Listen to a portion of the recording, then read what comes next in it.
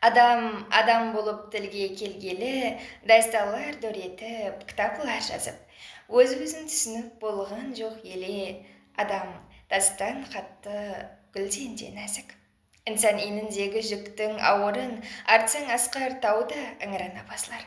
Құс жоқса Прометейдің бауырын, адам төзер, лекін төзбейді таслар. Сол қара тасларды жарып бахарде, өскен гүлді көріп, жанын құлазып.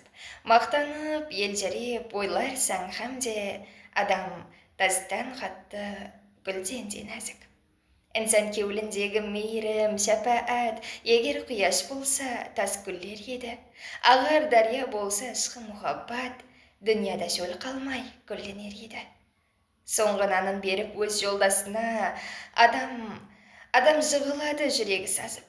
Жазсаң арзыр оның құлпы тасына, адам тастан қатты, гүлден де нәзік.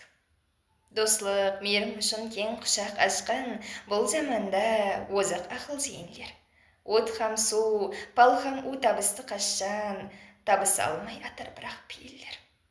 Кеуіл бір көз албақ, тәрбият етіп, татлы мейуасын жеп аралау мүмкін. Бір жыл сөзбенен уақытын хош етіп, бір жаман сөзбенен жаралау мүмкін. Гүлленсін деп інсан кеуілінің бағы, бағман гүл егеді тәңірге жазып.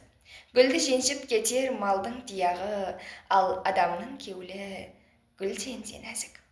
Адамзат дүнияға келгелі бері, жақсылық, жаманлық ойынын ойнап. Кімлігін түсіне алмай өзлері, қанша кітап жазар, басыларын қинап. Адамзаттың мінезлемесін маған дәл толық суретлеп бер десе жазып, айтар едім халықтың нақылын оған, адам тастан қатты, гүлден де нәзік.